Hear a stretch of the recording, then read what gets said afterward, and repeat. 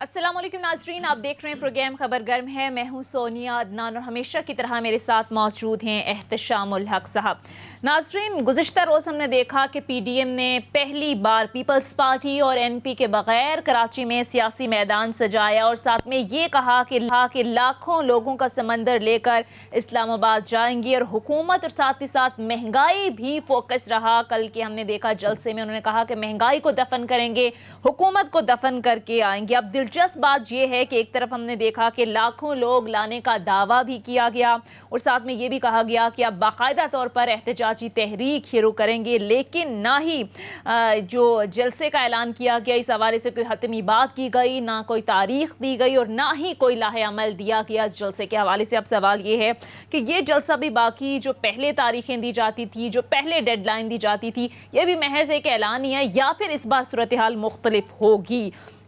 اس کے ساتھ ساتھ ناظرین، کل کے جلسے میں ہم نے دیکھا کہ قومی اسمبلی میں قائد حزب اختلاف جناب شہباز شریف صاحب بھی کراچی کے مسائل کو لے کر کافی ایموشنل ہمیں دکھائی دیے، بلکہ آپ دیدہ بھی ہو گئے اور ان کی جانب سے یہ کہا گیا کہ مرنے سے پہلے کراچی کے مسائل حل ہوتے دیکھنا چاہتا ہوں۔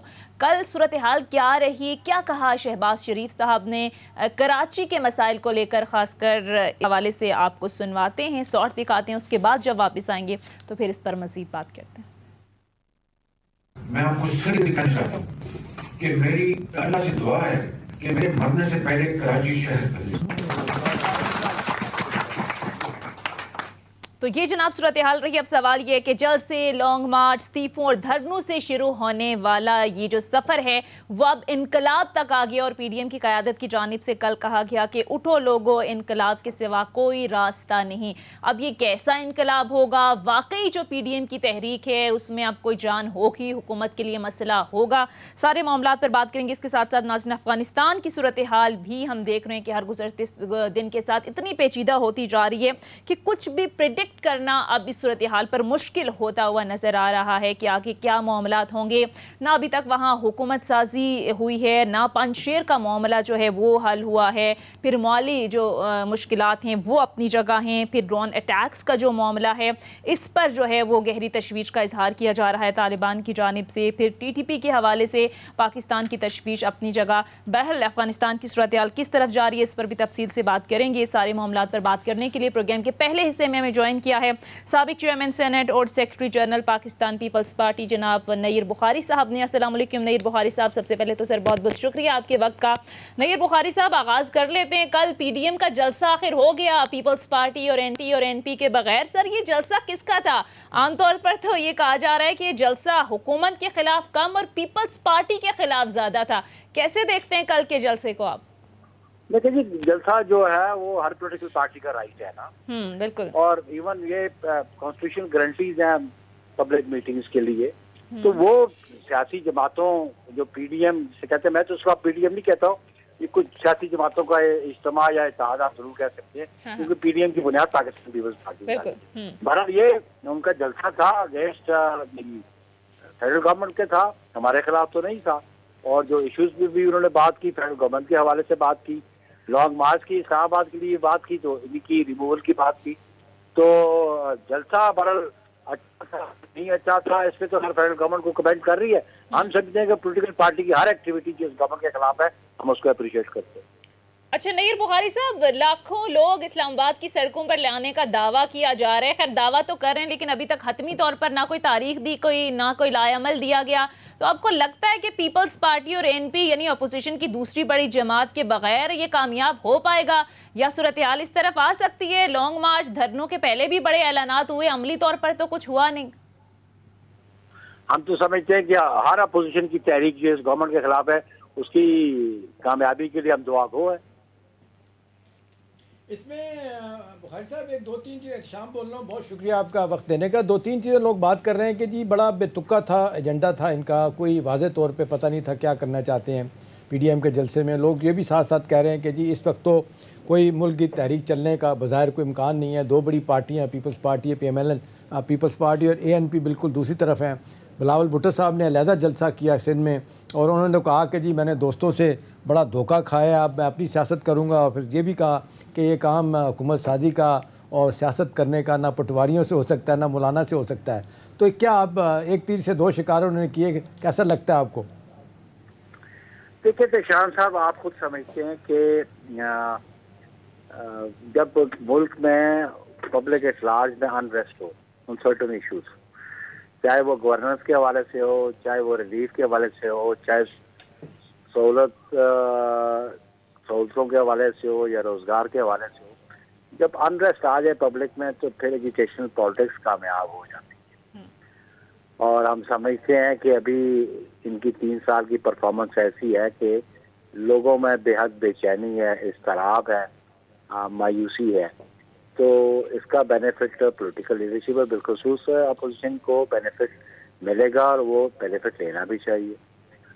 کیونکہ الٹیمیٹلی جو بلاول بھٹو صاحب نے کہا کہ ہم نے دوستوں سے، ہم نے بالکل اعتماد کیا، اور ہم نے جب بنیاد رکھی تھی پی ڈی ایم کی، ہم نے بہت سوچ سمجھ کے چارٹر ڈیفائن کیا، اور اس چارٹر میں بڑے احتیاط سے جو ہم نے فریم کیا، بلکہ میں خود اس میں شریک تھا. ہم جو کمیٹی تھی اس میں جو ہم نے جو رولز فریم کیے، پرائرٹیز فکس کی، چارٹر فریم کیا، تو اس پہ ہم نے تو پہلے بھی کہا تھا آپ نو کانفیڈنس کی، ہم ہر وہ کانسٹیٹیوشنل راستہ اختیار کریں گے جس سے اس گورنمنٹ کو ہم پیک اپ کرا سکیں، گھر بھجوا سکیں. اس میں بخاری صاحب ایک اور چیز بھی، ایک اور ایلیمنٹ بھی ہے کراچی کے جلسے کے بارے میں، پلیز اس پہ ضرور کامنٹ کیجیے گا.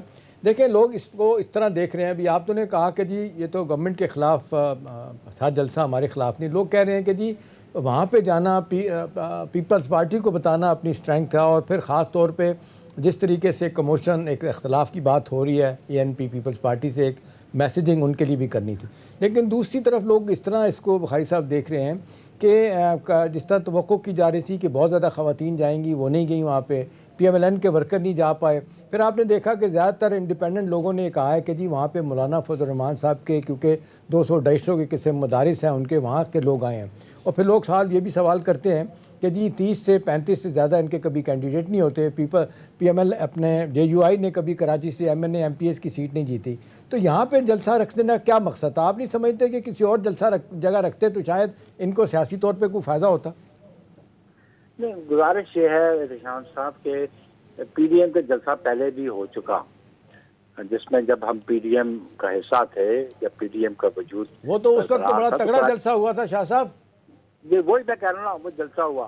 اب چونکہ یہ باقی سیاسی کی باتوں کا اتحاد تھا، انہوں نے سوات میں بھی رکھا، دوسری جگہ بھی رکھا، وہ اپنی پولیٹیکل ایکٹیویٹی پورے ملک میں کرنا چاہتے ہیں. ٹھیک ہے، یہ وہاں پہ گورنمنٹ ہماری ہے، بلکہ چیئرمین بلاول نے یہ کہا تو ہمارے چیف منسٹر نے ان سے رابطہ کیا کہ ایڈمنسٹریٹو لیول پہ جو ان کو فیسیلیٹیٹ کرنا تھا ان کے لیے مولانا فضل الرحمان سے بھی رابطہ کیا ہمارے چیف منسٹر نے، اور شہباز شریف صاحب لیڈر آف اپوزیشن ان کے ساتھ بھی رابطہ کیا سیکورٹی میئرز کے لیے. تو ہم سمجھتے ہیں کہ یہ ہر سٹیزن کا کانسٹیٹیوشنل رائٹ ہے، فریڈم آف ایکسپریشن کا، فریڈم آف ایسوسیشن کا وہ رائٹ بنتا ہے. تو اس کو اگر کسی نے ایکسرسائز کیا تو ہمیں تو کوئی اعتراض نہیں. لیکن مولانا صاحب کا رویہ بڑا سخت ہے. آپ نے دیکھا کہ جس طریقے سے ان سے سوال پوچھا گیا پیپلز پارٹی کا، تو بڑا بار بار وہ ٹیلی ویژن پہ دکھایا گیا، بڑا ناگواری کا انہوں نے اظہار کیا، بڑا عجیب سا چہرہ بنایا پیپلز پارٹی کے نام پہ. ایک تو یہ، دوسرا یہ مسلسل بخاری صاحب الزام لگا رہے ہیں، جے یو والے ہی، جے یو آئی والے بھی اور پی ایم ایل این بھی، وہ یہ کہہ رہے ہیں کہ جی بلاول بھٹو صاحب جو ہے نا، اور پیپلز پارٹی اسٹیبلشمنٹ کی بی ٹیم ہے، اور بلاول بھٹو جو ہے نا کٹ پتلی جو ہے نا وہ وزیر اعظم ہوں گے اگر ان کو بنا دیا گیا. تو کیا کہیں گے یہ نون اور جے یو آئی والے کہہ رہے ہیں؟ دیکھیں ایک تو بات یہ ہے کہ یہ ایک آپ کو بات مس ہوگی، خواتین کو دیکھیں، ان کا جو چیپٹر کا جو ان کا جو سربراہ ہے جے یو آئی کا، اس نے کہا کوئی خواتین نہیں آئیں گی. مولانا نے کہا نہیں خواتین کو اجازت ہے. تو جو کل ٹی وی پہ رپورٹنگ ہو رہی تھی کہ 25 عورتیں ٹوٹل آئیں. تو یہ غور کرنا چاہیے باقی پولیٹیکل فورسز کو، جو پروگریسو جماعتیں اس میں بیٹھی ہیں، ان کو غور کرنا چاہیے کہ اس پی ڈی ایم کو کس نے ہائی جیک کیا ہوا ہے. دوسری بات ہے، ہم سمجھتے ہیں کہ فیسیلیٹیٹ نون نے اور جے یو آئی نے کیا موجودہ گورنمنٹ کو. جب ہم نے طے کیا کہ لانگ مارچ 25 مارچ کو ہوگا، تو اس سے کون بھاگا؟ پیپلز پارٹی نہیں بھاگی، اس سے نون بھاگی اور مولانا بھاگے اس سے. اور کیونکہ اس کے ساتھ انہوں نے کیا کی شرط منسلک کر دی کہ ہم لانگ مارچ کر کے اسلام آباد جائیں گے تو ہم ریزگنیشن دیں گے. یہ کبھی بھی کسی پی ڈی ایم کی میٹنگ میں کبھی طے نہیں ہوا تھا کہ اسلام آباد جب ہم لانگ مارچ کر کے جائیں گے تو ہم ریزگنیشن کریں گے. تو جب انہوں نے ایشو ریز کیا تو ہم نے کہا ہم اپنی سیٹ میں جائیں گے. اور پیپلز پارٹی کی ریزرویشن تھی ریزگنیشن سے, کیونکہ مولانا کے پاس کوئی فیوچر پلان نہیں تھا, ان کے پاس کوئی فیوچر پلان نہیں تھا کہ ریزگنیشن کے کانسیکوینسز میں کیا ہوگا اور اس پہ پی ڈی ایم کیا کرے گی. میں کیٹیگوریکلی بات کرتا ہوں اس لیے کہ میں ان میٹنگ میں خود شریک رہا, اس لیے انہوں نے فیسیلیٹیٹ کیا. جو 25 مارچ کا لانگ مارچ تھا انہوں نے نون نے اور جے یو آئی نے اس کو سیبوٹاج کیا. صحیح.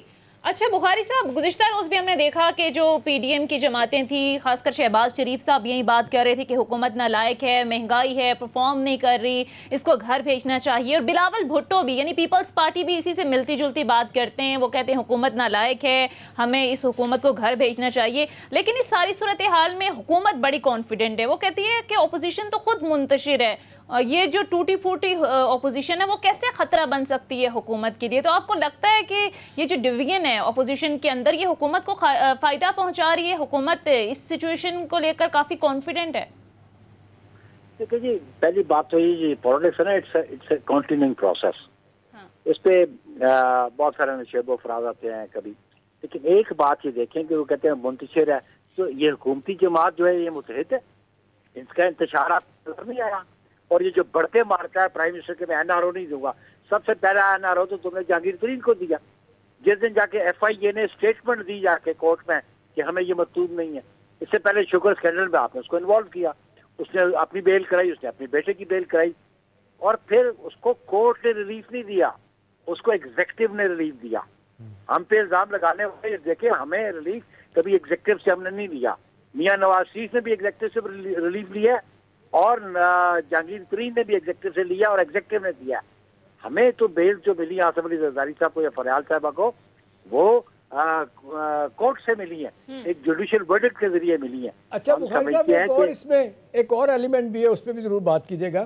دیکھیں پی ڈی ایم کے جلسے کے حوالے سے 2-3 بڑی کنٹرڈکشن سامنے آئی. ایک تو آپ دیکھ لیں بہت بڑے ہوک ہیں جو پی ایم ایل این میں ہیں, شاید خاقان عباسی, آج کی رپورٹنگ یہ بھی ہے کہ ان کو بولنے کی اجازت نہیں دی گئی.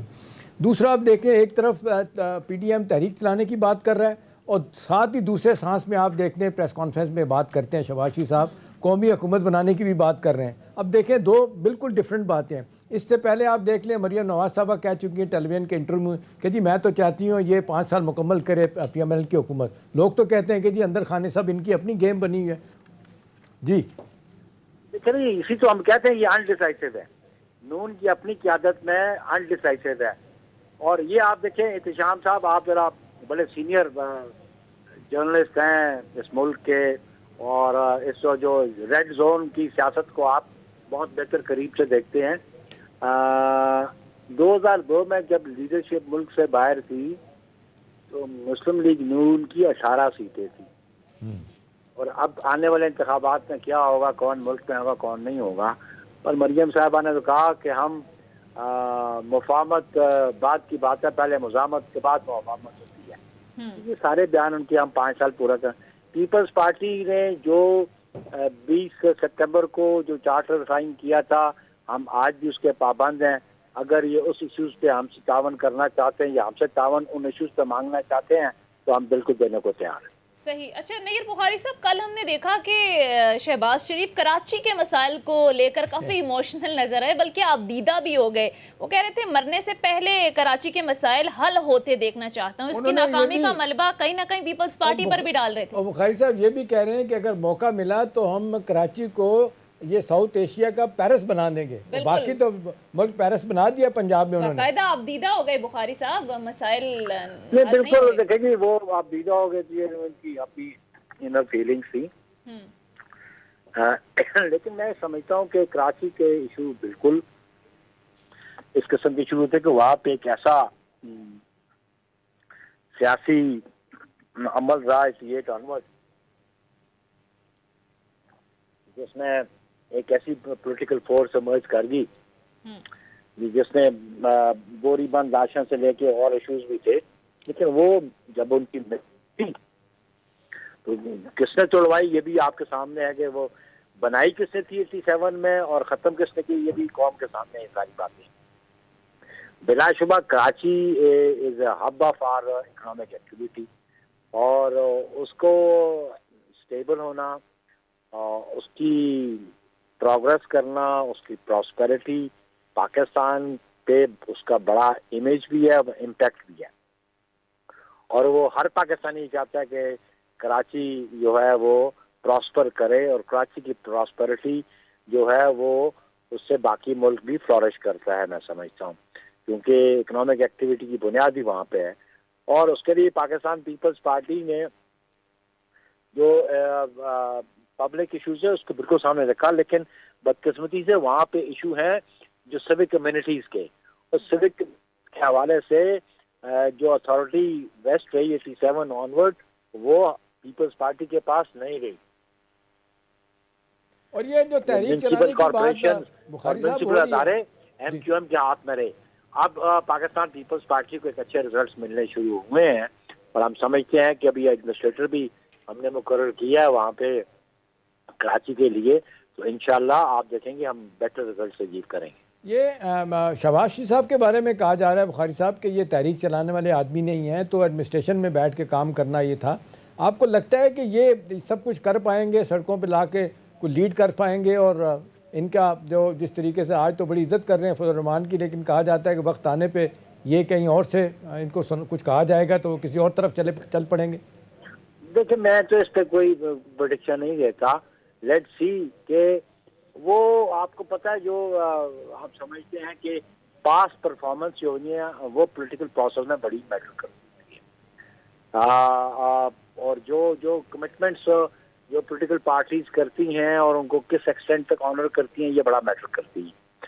تو پریویس کنڈکٹ بھی ذہن میں ہونا چاہیے پولیٹیکل لیڈرشپ کا، اور کس میں کتنی ہمت ہے رجسٹ کرنے کی، کتنی ہمت اور جرت ہے غیر جمہوری قوتوں کا آگے رجسٹ کرنے کی، اور کتنوں میں یہ سکت نہیں ہے اور سبمسو ہونے کی، یہ عوام کے سامنے اور عوام بیٹر جج ہے۔ شاہ صاحب مجھے بخاری صاحب لگتا ہے، میرا ذاتی اپنا خیال ہے کہ یہ پیپلز پارٹی اور یا پی ڈی ایم کے لوگوں انہیں پتہ ہے کہ اب کچھ بھی نہیں ہو سکتا، اگلے سال یہ لا پاس ہو جائے گا لوکل باڈیز کا کہ اگلے سال لوکل باڈیز کے الیکشن ہونے ہیں، پھر 2023 میں ملک کے الیکشن ہونے ہیں، تو وہ کہتے ہیں سیاسی طور پہ دونوں پارٹیاں اپنے آپ کو پریزنس اپنی دکھانے کے لیے لوگوں سے رابطے میں، ادروائز ان کو بھی پتہ ہے کہ اب کچھ نہیں ہو سکتا، 2023 تک انتظار ہی کرنا پڑے گا۔ دیکھیں جی بات یہ ہے کہ ہم تو سسٹم کی کنٹینیوٹی میں بلیو کرتے ہیں، اور ہم نے ایک سسٹم کی کنٹینیوٹی میں بلیو کرتے ہوئے 2008 سے 13 تک گورنمنٹ سیونگ گورنمنٹ رہی، سیونگ گورنمنٹ نے سیونگ گورنمنٹ کو پاور ٹرانسفر کی، اور 2014 میں جو دھرنے آئے تھے وہ بھی سسٹم کی کنٹینیوٹی کے لیے ہم نے کہا، میاں نواز شریف کو ہم نے سپورٹ بھی کیا، آصف زرداری صاحب جاتی عمرہ بھی گئے، تو ہم اس کو کانسٹیٹیوشنل بیس پہ کنٹینیوٹی کو بلیو کرتے ہیں، کیونکہ جتنے زیادہ اس سسٹم کی کنٹینیوٹی رہے گی لوگ جو ہیں وہ زیادہ جمہوری اداروں کی اہمیت کو بھی سمجھیں گے، اور جمہوری ادارے زیادہ طاقتور بھی ہوں گے۔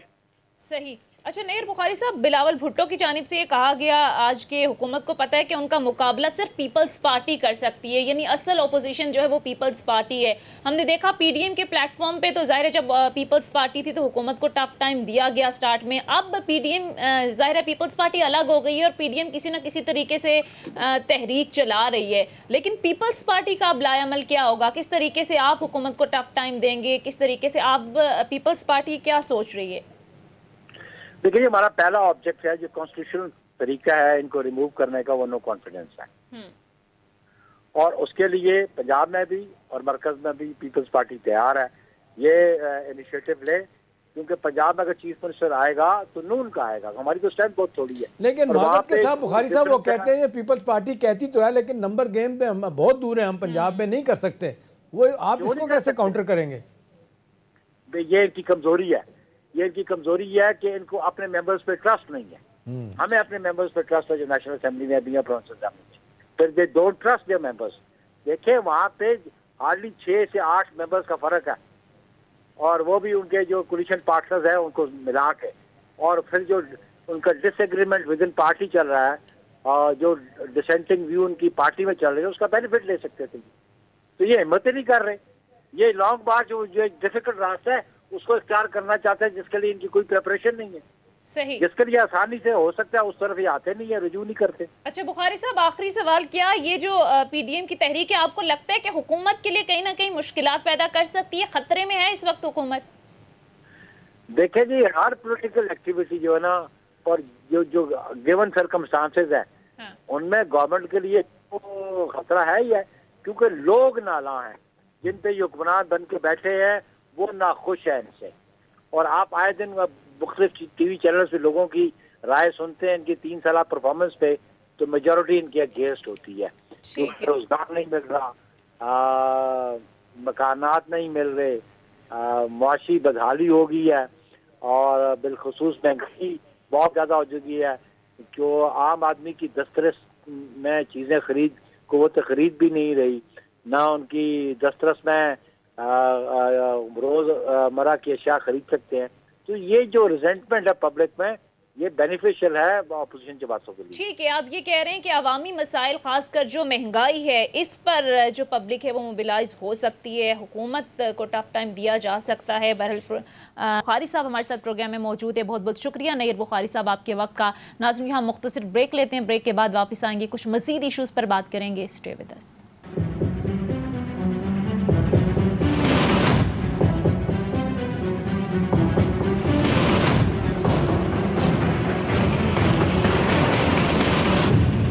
کے بعد خوش آمدید. اب ناظرین ذرا بات کر لیتے ہیں افغانستان کی بدلتی صورتحال سے متعلق. احتشام صاحب، ہم دیکھ رہے ہیں کہ افغانستان کی صورتحال ہر گزرتے دن کے ساتھ انپریڈکٹیبل ہو رہی ہے، کہیں بھی کلیئرٹی نہیں آ رہی، نہ حکومت سازی ہو رہی ہے وہاں پہ، نہ پنجشیر کا معاملہ حل ہو رہا ہے، مالی مشکلات الگ ہیں، پھر ڈرون اٹیکس کا معاملہ. کدھر جاتی دیکھ رہے ہیں ساری صورتحال آپ؟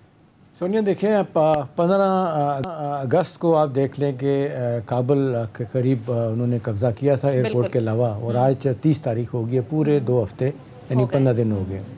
اب 2-3 چیزیں بڑی واضح طور پہ سامنے آ رہی ہیں. ایک تو یہ ہے کہ جو ایک انتظامی مشینری ایک فوری طور پہ ضرورت تھی طالبان کو، وہ ابھی تک ان کے ہاتھ میں نہیں ہے. پھر انگریزی میں کہتے ہیں برین ڈرین، جس طریقے سے پڑھے لکھے لوگ جو ہے نا ابھی تک بھاگ رہے ہیں باہر جانے کے چکر میں، کچھ چلے گئے ہیں، کچھ رک گئے ہیں. یہ لمحہ فکری ہے کہ ان کو کیسے روکا جائے. یورپین یونین والوں نے کہا ہے کہ 4 کروڑ کی آبادی میں سے 2 کروڑ لوگ جو ہیں اس کو غذائی جس کو کہتے ہیں جناس کا کمی کا خطرہ پیدا ہو گیا وہاں پہ. ٹھیک ہے، وہ معاملات سمجھ نہیں آ رہی کدھر جائیں گے. تنخواہیں دینے کا معاملہ علیحدہ ہے. امریکن کے ساتھ کس طرح کی ایکویشن طالبان کی بن رہی ہے، کچھ تھوڑی سی سمجھ آتی ہے، کچھ نہیں سمجھ آتی.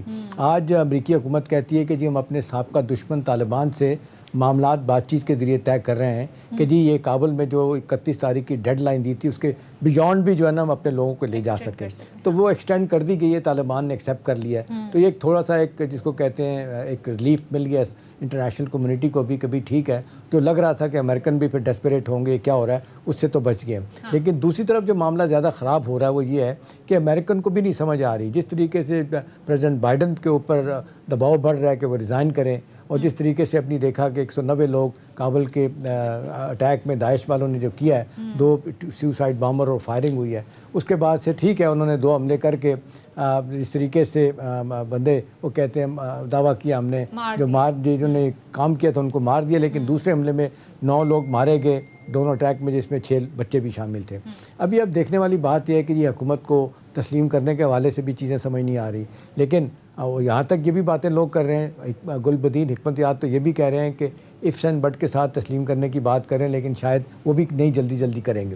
تو میرا خیال ہے فوری طور پہ جو کرنے والی بات ہے کہ جو 4 ممالک بڑے جن کے بارے میں ویسٹ کو بڑی تکلیف ہو رہی ہے کہ یہ چائنا، رشیا، ایران، ترکی، سینٹرل ایشیا، پاکستان ایک بڑی سپورٹ دے رہے ہیں، ان کی ایمبیسی بھی کام کر رہی ہیں، تو وہ کہ جی یہ کسی نہ کسی طریقے سے اپنی بھرپور ان کے مدد دے کے تو معاملات کو چلائیں گے. لیکن وہ اپنی جگہ، لیکن فوری طور پہ تو مسئلہ یہ ہے نا کہ کابل ایئرپورٹ سے جو لوگوں کو اٹھانے والا معاملہ ہے، انخلا والا معاملہ ہے، وہ جلدی سے مکمل ہو. اور کابل کی کابل کی سیکورٹی تو ویسے اب لے لیا ایئرپورٹ کی طالبان نے، لیکن مکمل جب تک کنٹرول نہیں آتا ان کو نہیں سمجھ آ رہی کہ کیا کیا جائے. پروسیس میں ان کے دشمن ہر جگہ بیٹھے ہوئے ہیں جو ان کو نقصان پہنچانے کے لیے. تو میرا خیال ہے لمحہ فکریہ طالبان کے لیے جلدی سے اپنی حکومت سازی آپ احتشام صاحب کیوں نہیں ہو رہی؟ حکومت سازی کی راہ میں کیا رکاوٹ ہے؟ کہ عدم اعتماد کا شکار ہیں افغان طالبان، یا کیا رکاوٹ؟ دیکھیں رکاوٹ سونیا جو سب سے بڑی ہے نا، جو بات آ رہی تھی کہ وسیع بنیاد انکلوسیو گورنمنٹ، ریپرزنٹیٹیو گورنمنٹ ہونی چاہیے، جس میں سارے ایتھنک گروپس ہونے چاہیے، جس میں ازبک بھی، چیچن بھی، اس کے ساتھ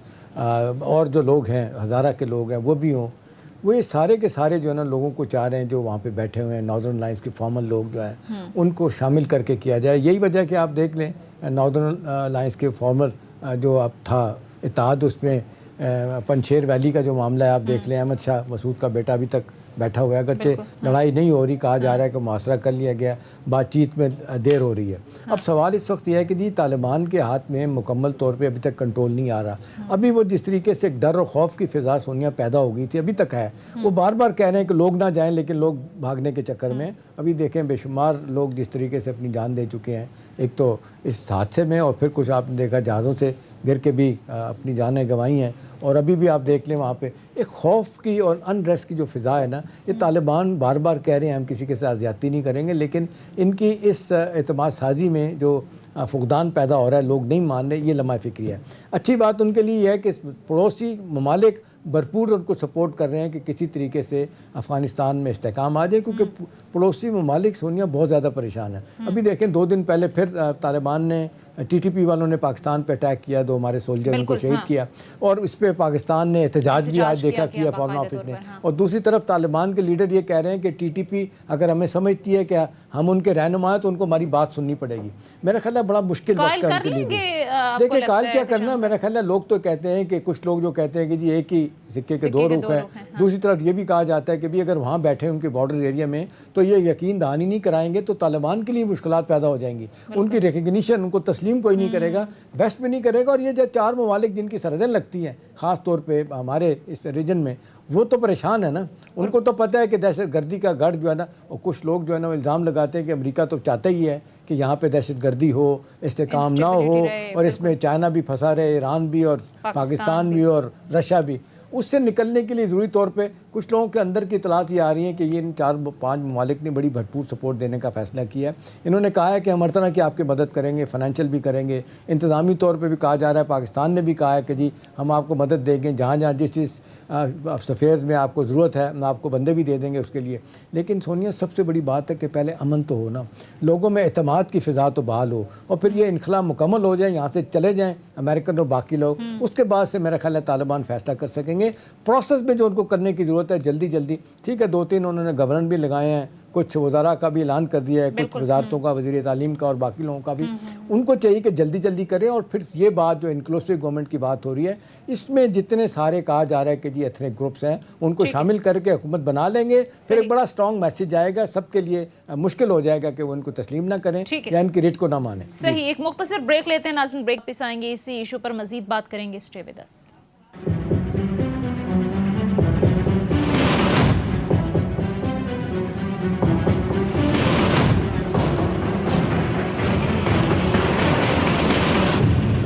بریک کے بعد خوش آمدید ناظرین. اس وقت کابل میں صورتحال کیا ہے، افغانستان کے اندر صورتحال کیا ہے؟ ہمیں جوائن کیا سینئر صحافی محمود جان بابر صاحب نے، جو کہ اس وقت افغانستان میں موجود ہیں. بہت بہت شکریہ محمود جان صاحب آپ کے وقت کا. سر سب سے پہلے تو یہ بتائیے گا کہ اس وقت گراؤنڈ پر سچویشن کیا ہے؟ کیا معمولات زندگی نارمل ہو گئے ہیں؟ لوگ جو ہیں ان کا خوف کچھ کم ہوا ہے؟ خاص کر کابل حملوں کے بعد یہ جو ڈرون اٹیکس کا معاملہ ہے اس کے بعد صورتحال وہاں پر کیا ہے؟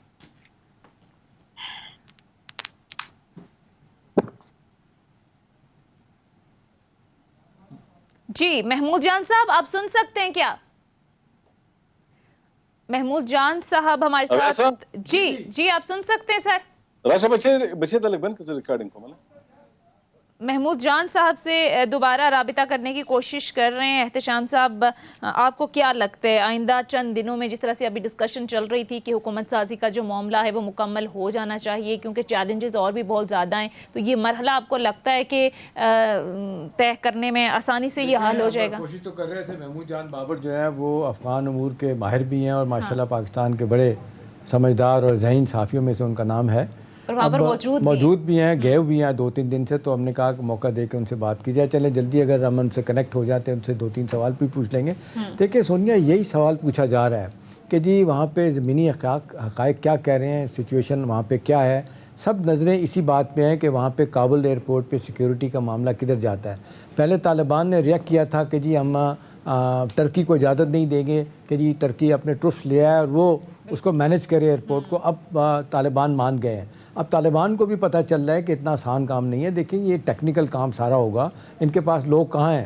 جو ان کے اپنے لوگ ہیں ان کو اعتماد نہیں ہے, کچھ چلے گئے ہیں, کوئی وہاں موجود ہیں, ایک افراتفری کا عالم ہے. تو آپ نے دیکھا گھڑی گھڑی فلائٹس جو ہے نا وہ ڈسکنیکٹ ہو جاتی ہیں, رک جاتی ہیں فلائٹس, آنا جانا رک جاتا ہے, پھر دوبارہ سے شروع ہوتا ہے. ایک پینک موڈ میں دنیا وہاں پہ گئی ہوئی ہے. پہلی تو بات یہ ہے کہ وہاں پہ انتظام کابل ایئرپورٹ کا کس کے پاس ہے. اب جس طرح ٹرکی کو طالبان سمجھ رہے ہیں کہ جی ان کو مل جانا چاہیے اور مل جائے گا تو پھر دیکھیں صورتحال بہتری کی طرف جا سکتی ہے. دوسری بات یہ ہے کہ جو بار بار لوگ سوال کر رہے ہیں کہ جی وقت بڑا کم ہے اور مقابلہ بڑا سخت ہے, وسائل نہیں ہیں, پیسہ نہیں ہے, 30 تاریخ ہوگی ہے, تنخواہیں بھی دینی ہے, لوگوں کا اعتماد کیسے بحال کرنا ہے, کیسے لوگوں کو باہر جانے سے روکنا ہے.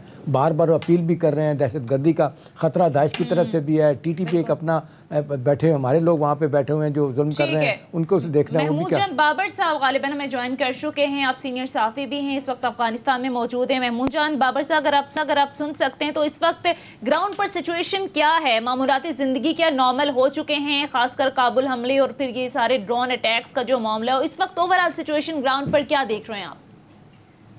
جی دیکھیں, ابھی تو آپ کو پتہ ہے کہ فرسٹریشن جو ہے وہ مسلسل بڑھ رہی ہے, کیونکہ جتنا امریکہ کے جانے کا وقت قریب آ رہا ہے تو لوگوں کو یہ محسوس ہو رہا ہے کہ جیسے کہ امریکی صدر بھی کہہ چکے ہیں اور باہر سے بھی یہ اطلاعات آ رہی ہیں کہ امریکہ میں امن و امان کی صورتحال خدا نخواستہ مزید بگڑے گی, اور لوگ اس حوالے سے پریشان بھی ہیں. آپ دیکھیں 2-3 دن میں کتنے واقعات ہو چکے ہیں, مسلسل ہو رہے ہیں, اور اس سے یہ پتہ چل رہا ہے کہ جو لوگ افغانستان سے امریکہ کے جانے کا انتظار کر رہے تھے تو انہوں نے اس کی باضابطہ تیاری پکڑی ہوئی ہے. اب پتہ نہیں کون ان کے ساتھ ہے, کون ان کا ساتھ دے رہا ہے, یہ دوسری بات ہے. لیکن بات یہ ہے کہ آن گراؤنڈ سچویشن جو ہے وہ یہ ہے کہ عام لوگ جو ہیں کابل میں وہ سارے کے سارے بیچارے کچھ مزید حوالوں سے بھی پریشان ہیں. امن و امان تو ان کا ویسے بھی ایک مسئلہ ہے, مستقل ایک مسئلہ ہے 40 سال سے, لیکن ان کی زندگیوں میں ایک اور بڑا مسئلہ ہے کہ اس وقت اب وہاں پہ کوئی حکومت نہیں ہے, اور جب حکومت نہ ہو تو آپ کو پتہ ہے کہ کاروبار بھی رکا ہوا ہے, لوگوں کو ان کے پاس کھانے کو بھی کچھ نہیں ہے, گھر بھی وہ ان کے خالی ہوئے جا رہے ہیں, سامان پہ سامان بیچے جا رہے ہیں. ہاں اگر آپ صرف امن و امان کی بات کر رہی ہیں تو امن و امان کا یہ ہے کہ ابھی ایسی کوئی مستحکم سچویشن وہاں پہ نہیں ہے. محمود جان یہ بتائیں کہ افغان طالبان جو اب حکومت میں آ گئے ہیں 20 سال کے بعد, اپنا واپس ملک میں ان کی واپسی ہو گئی ہے, ان سے بھی آپ لوگوں کا رابطہ ہے, وہ کس طرح سچویشن کو دیکھ رہے ہیں؟ ان کے خیال میں معاملات کس طرف جائیں گے, اور ان کی پریشانی کیا ہے کہ پہلا کام کیا کرنا ہے, دوسرا کیا کرنا ہے, تیسرا کیا کرنا ہے, کتنی سپورٹ ان کو اپنے لوگوں سے مل رہی ہے, باہر سے مل رہی ہے؟ دیکھیں سر, آپ ان معاملات کو بڑا اچھا سمجھتے ہیں. طالبان کی صرف اکیلے پریشانی نہیں ہے, ان لوگوں کی بہت زیادہ پریشانی ہے جو کہ طالبان کو یہ اس حد تک لانے میں کامیاب ہوئے کہ وہ آئیں اور اس معاملے کو سلجھائیں, جو جنگ چل رہی ہے اس جنگ کو ختم کریں, اور وہ اس کے ہمسائے ہیں. آپ کو پتہ ہے کہ ہمسائے میں 4 بڑے ملک ہیں جس میں چین ہے, روس ہے, پاکستان, ایران. تو طالبان کی پریشانی سے زیادہ مجھے یہ احساس ہے کہ ان لوگوں کو بھی یہ احساس بہت زیادہ ہے کہ وہ کیا کریں گے. تو اس لیے میں یہ کہہ رہا ہوں کہ طالبان کی حد تک اگر صرف اس کو محدود کریں گے تو یہ میرے خیال میں مناسب نہیں ہوگا. تو طالبان کی اپنی انڈرسٹینڈنگ اس وقت یہ ہے کہ ان کا سب سے بڑا مسئلہ کیا ہے کہ وہ جو انہوں نے انکلوسیو گورنمنٹ کا کہا ہے کہ سب لوگوں کو اس میں شامل کریں گے, سب کو کیسے ساتھ لے کے چلنا ہے کہ کوئی ناراض بھی نہ ہو, اپنے بھی ناراض نہ ہو, پرے بھی ناراض نہ ہو, لوگوں کو بھی وہ سگنل ملے کہ جی ہم تو جو کچھ چاہ رہے تھے, جیسی حکومت چاہ رہے تھے ویسے ہی آ گئی ہے. یہ صرف جنگجو لوگوں کی حکومت نہیں ہے, یہ طالبان جنگجو نہیں ہے, بلکہ اس میں سیاستدان بھی شامل ہیں, اس میں پولیٹیکل